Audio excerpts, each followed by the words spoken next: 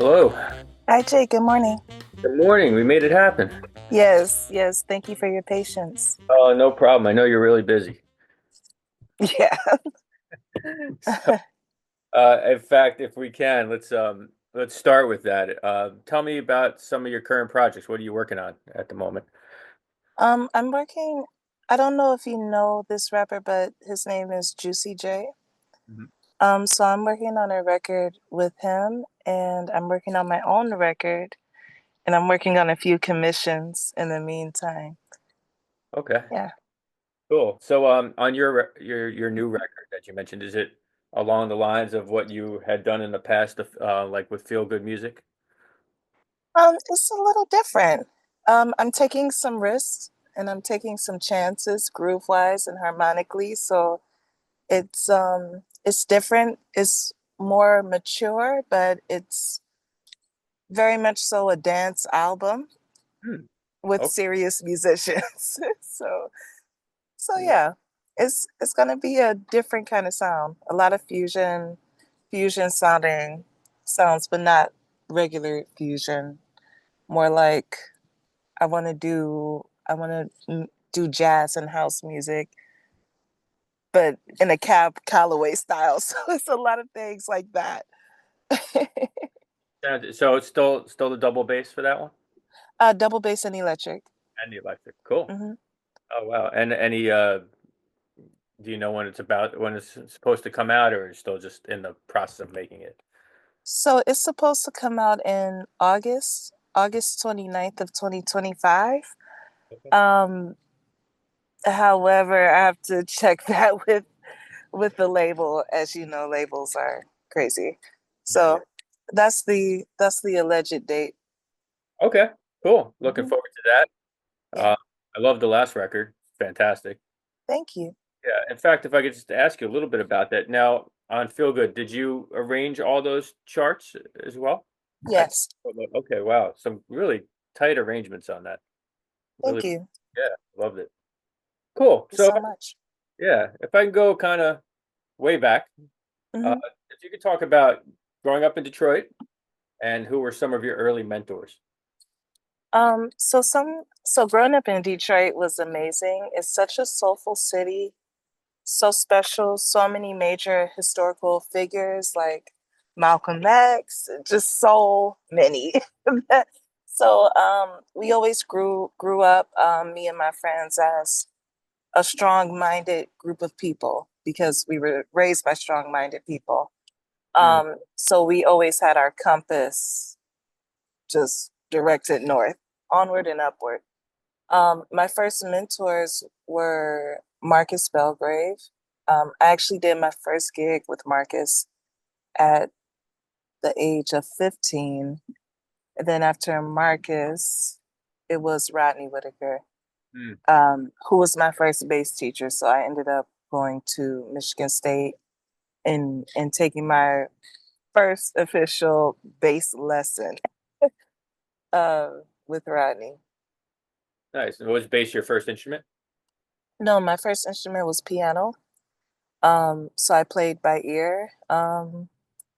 Played at a lot of graduations, and uh, ironically, now I kind of suck. Right now, all I can all I can all I can play is like I can back a vocalist, but I wasn't doing what I was doing back then. And my second instrument was violin, Hmm. and I was always first chair. I still play actually, and I did a lot of national competitions Okay. and won. so yeah, that was beautiful. And then came the bass. I did tuba for a little bit, but I love my air and my oxygen, so it just wasn't for me. Cool. I mean, what Mhm. was the decision to switch to bass as your primary?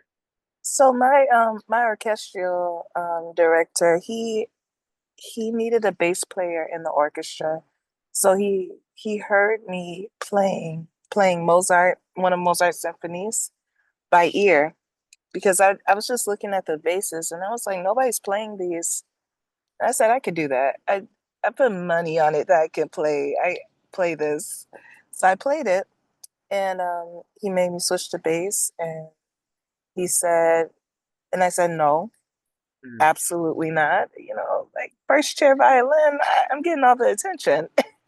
Yeah. and and he said, you know, either play the bass or get an F. So Okay. play the bass.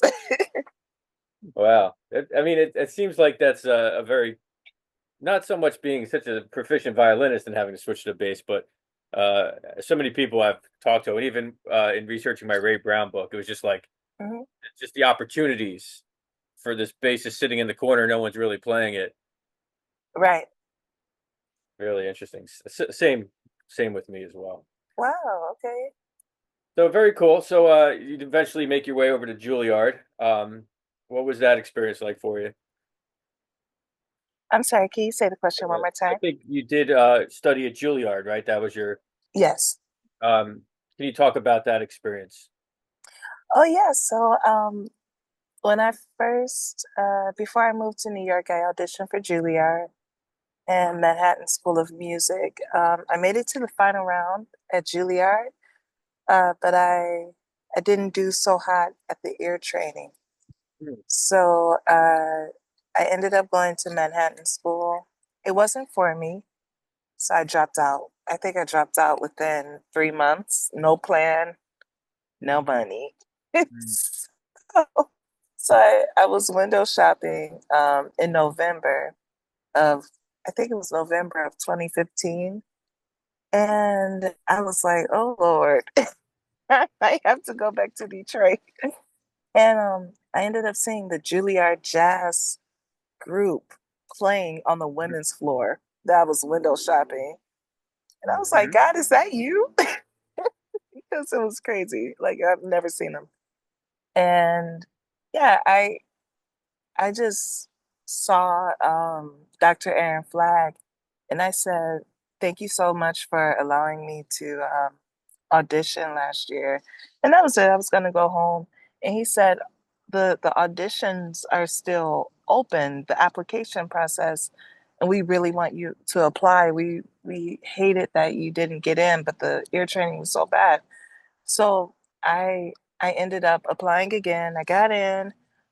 It was a great process. I think it was my training session on how to become even more serious. And everyone that goes to Juilliard, they end up becoming a better musician or a better artist after they go through the whole process. So it was it's a tough school. It's not easy, but I mean, I'm like, you know, it's kind of a catapult. Like if you go there with intention and you're grounded, it can help you. Yeah, Hmm. yeah, definitely. And it's interesting that you mentioned the ear training aspect. I mean, because you mentioned you were learning stuff by ear. How did Right. you work on? Because I also going to college, Berkeley, I struggled at first with the ear training. How did you kind of fix that or make yourself better in that aspect? I had to reacquaint myself with the piano. So I was asking friends to play chords for me, just going through things with a fine tooth comb. Mhm. So that that would never happen to me because the ear training back then was different. It wasn't like it wasn't so simple and you get to write it down. There was Right. somebody, a pianist that came in and just played the piano cluster chord, Mhm. and they were very complex. So so I was like, okay, I have to be ready for it all. So I just dug in a little bit more. It's easy to hear things note by note, Sure. but a group of notes, that's a different type of ear training, and just knowing what to listen for. Like even if you don't know the whole chord, you can pick out two notes that pretty much give you where to go. Yeah. Yeah. It is a skill that can be learned though, I guess. I mean, uh, Hmm. it takes training. takes Yes, yes. ear training.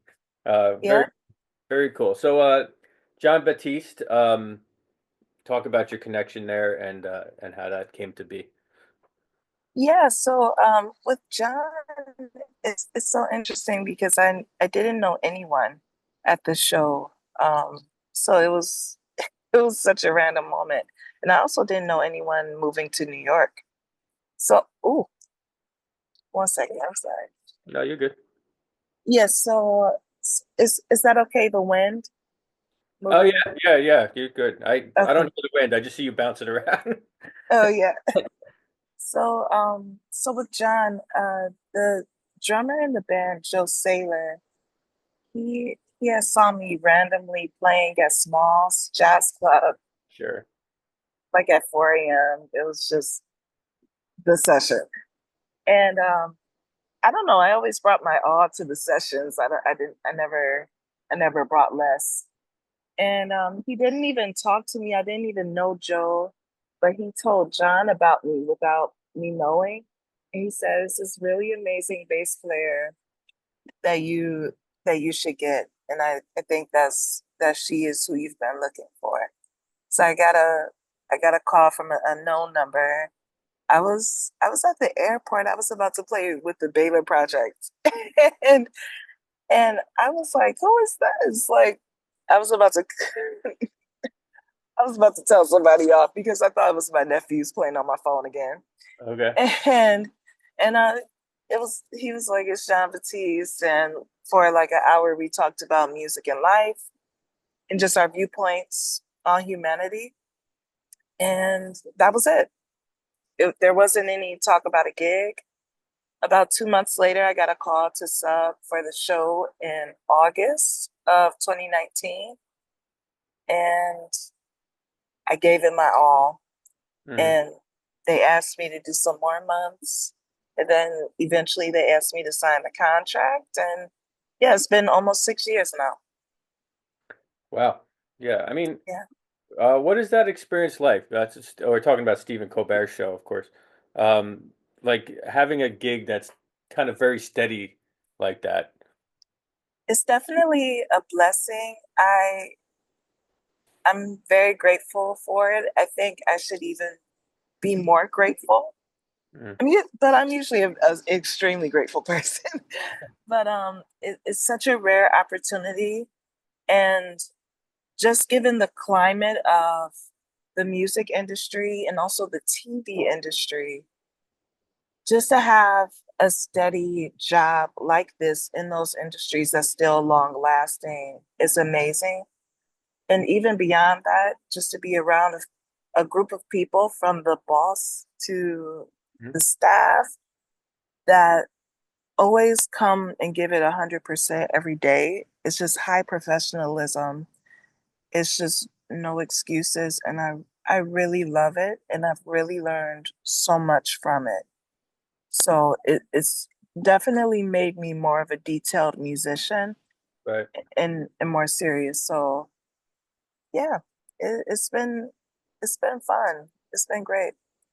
Does Stephen Colbert interact with the band very often? Yeah, he sings sometimes, Yeah. and yeah. Yeah. Great. Cool. I know you're very busy, so I'm not going to keep you much longer. Super Bowl, the Super Bowl halftime show. Uh-huh. Can you talk about Okay. that? Yeah. Yes, so I actually was able to meet her. I love her music. Oh my gosh. But so what we did, we recorded within the studio. So it was more of a studio tape with her in it. Her was her was in the studio. And yeah, we did it. It was during COVID, so we couldn't actually physically be there.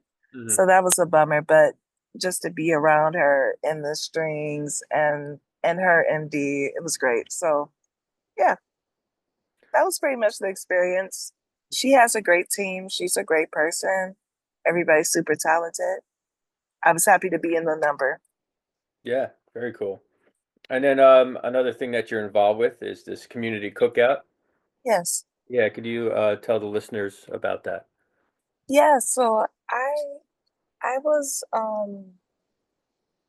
so during COVID, I was very aware of the opportunity and the blessing that I had to still work.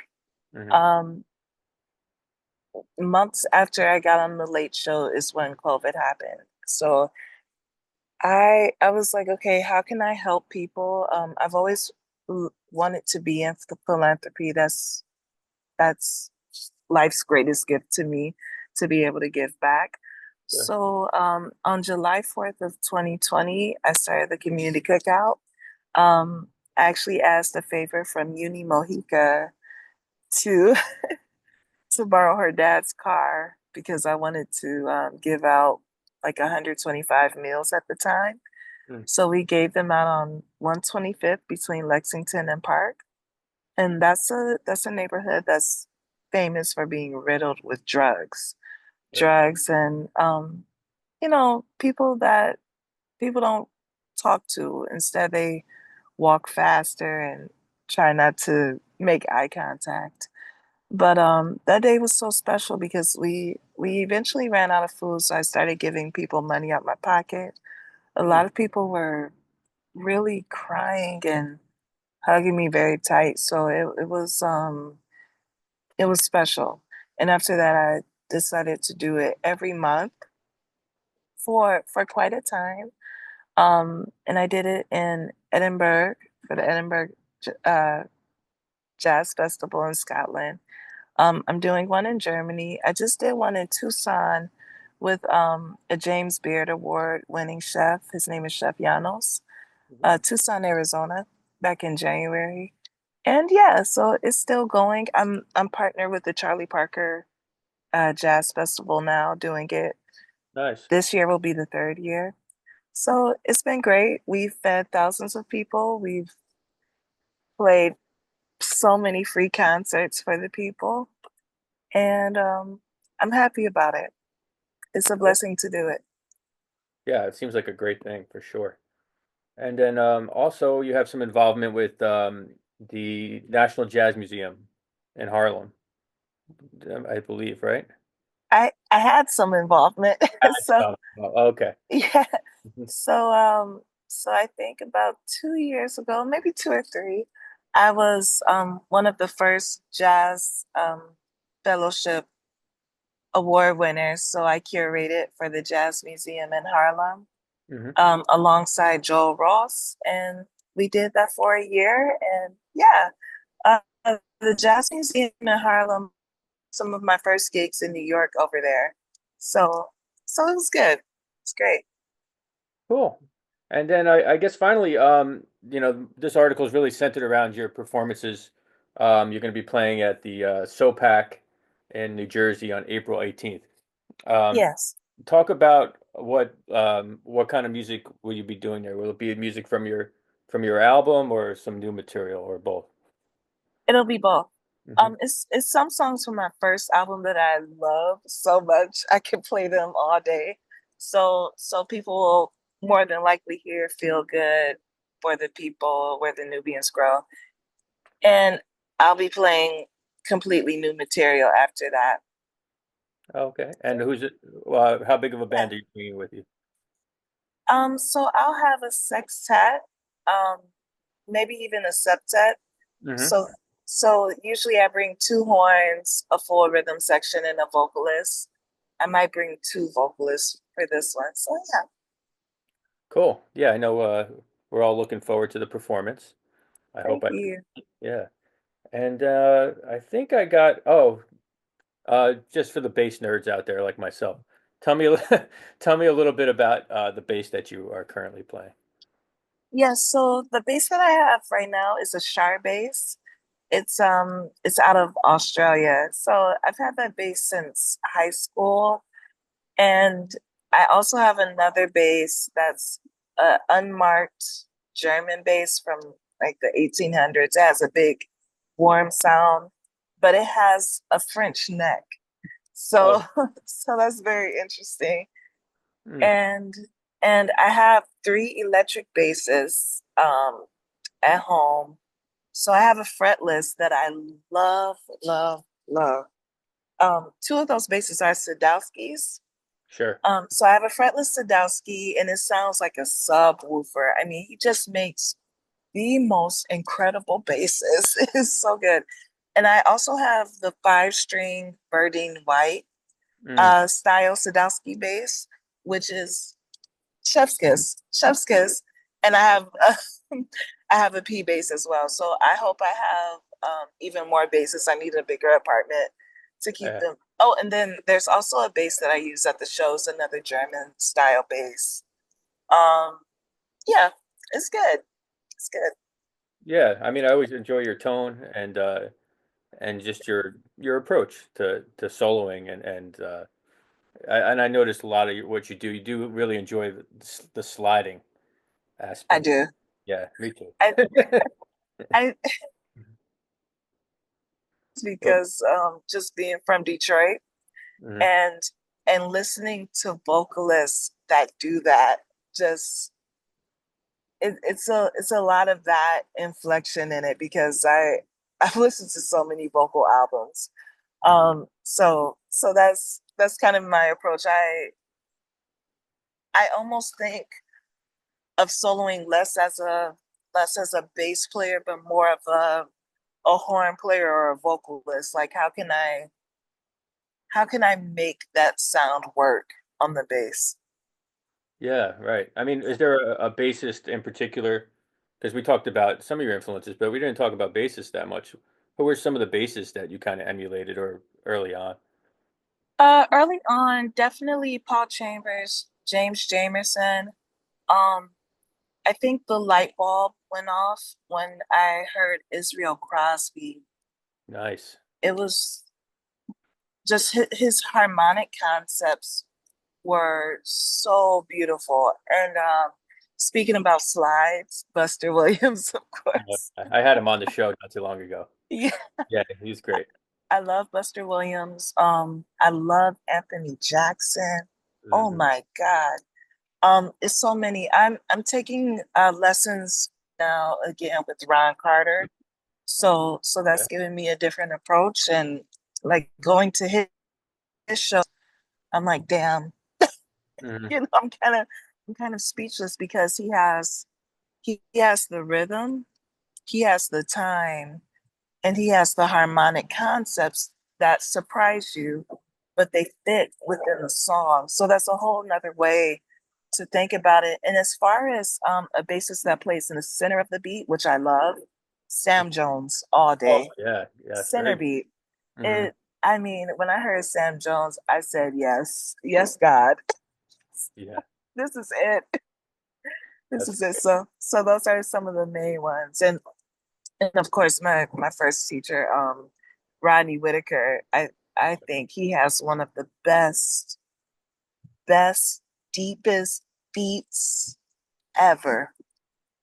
It's so grounded. The note length is always the same, it's consistent, but you feel the pulse even more than the drums. So yeah, yeah, those are some of my favorites. And of course, Chops, Ray Brown, Christian McBride, like everybody just plays so well. So I hope I can, with a few more years, I could be one of those in the know. You're right. So You're definitely right in that yeah. mix. Yeah. Yeah. Oh, and the special, I'm sorry. No, no, please. Like I'm like, okay, we okay.